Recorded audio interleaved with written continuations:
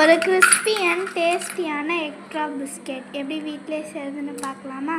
அதுக்கு தேவையான பொருட்கள்: கோதுமை மாவு, பவுடர் சுகர், மஞ்சத்தூள், காய்ச்சி ஆற வச்ச பால், முட்டை, butter, measuring cup, vanilla essence and baking powder. இதெல்லாம் தான் நம்மளுக்கு தேவையானது.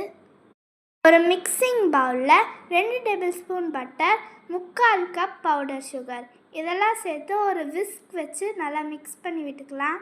நான் இதில் ஒரு மிஸ்டேக் பண்ணிட்டேன்.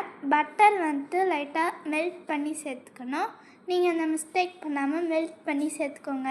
இந்த அளவுக்கு நல்லா மிக்ஸ் பண்ணக்கப்புறம் ஒரு முட்டையை உடச்சி ஊற்றி நல்லா கைவிடாமல் மிக்ஸ் பண்ணிக்கலாம். நல்லா கைவிடாமல் மிக்ஸ் பண்ணும்போது ஒரு க்ரீமி டெக்ஸ்சர் கிடைக்கும். இந்த க்ரீமி டெக்ஸ்சர் வந்ததுக்கப்புறம் 1/2 டேபிள் ஸ்பூன் வெனிலா எசன்ஸ் இதெல்லாம் சேர்த்து நல்லா மிக்ஸ் பண்ணி விட்டுக்கலாம். அடுத்து இதில் மைதா மாவு இல்லாட்டி கோதுமை மாவு ரெண்டுத்தில் எது வேணாலும் சேர்த்துக்கலாம். நான் கொஞ்சம் ஹெல்த்தியாக இருக்கட்டும்னு சொல்லி 1 கப் கோதுமை மாவு சேர்த்துக்கிறேன். 1 டேபிள் ஸ்பூன் பேக்கிங் பவுடர் இதெல்லாம் சேர்த்து நம்ம நல்லா சலிச்சு எடுத்துக்கலாம். நம்ம ஏன் சலிக்கிறோன்னா அப்போ தான் நம்மளுக்கு கட்டி இல்லாமல் வரும்.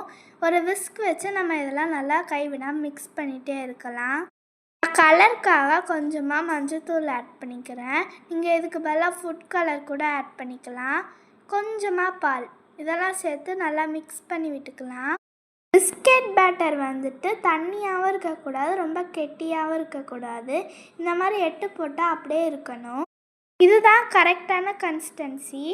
ஒரு பிஸ்கெட் ட்ரே இல்லாட்டி கேக் ட்ரேயில் கீ ஆட் பண்ணிக்கலாம்.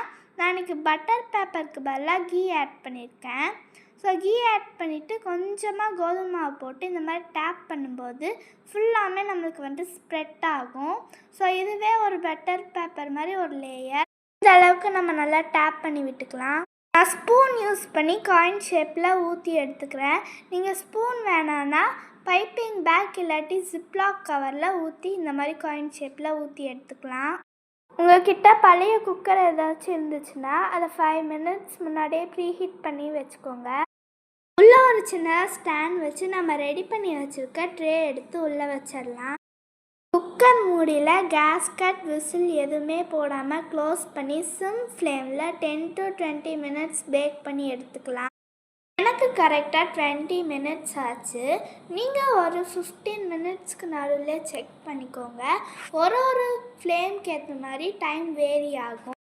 ஆறுனக்கப்புறம் ஒரு ஸ்பூன் யூஸ் பண்ணி நம்ம அந்த பிஸ்கெட்ஸில் எடுத்துக்கலாம். இந்த அளவுக்கு வரும்னு சொல்லி நான் எக்ஸ்பெக்ட் பண்ணவே இல்லை. பிஸ்கெட் அவ்வளோ சூப்பராக வந்துருந்துச்சு. வீக்லி ஒன்ஸ் இது மாதிரி உங்கள் வீட்டு கிட்ஸுக்கு பிடிச்ச மாதிரி ஸ்நாக்ஸ் வீடியோஸ் அப்லோட் பண்ணுறோம். நீங்களும் இதே மாதிரி ட்ரை பண்ணி பார்த்துட்டு எப்படி இருந்துச்சுன்னு கமெண்ட் பண்ணுங்கள். மறக்காமல் நம்ம சேனலை சப்ஸ்கிரைப் பண்ணி சப்போர்ட் பண்ணுங்கள். மறக்காமல் பக்கத்தில் இருக்க பெல் ஐக்கானை கிளிக் பண்ணுங்கள். லைக் பண்ணுங்கள், கமெண்ட் பண்ணுங்கள், ஷேர் பண்ணுங்கள். தேங்க்ஸ் ஃபார் வாட்சிங்.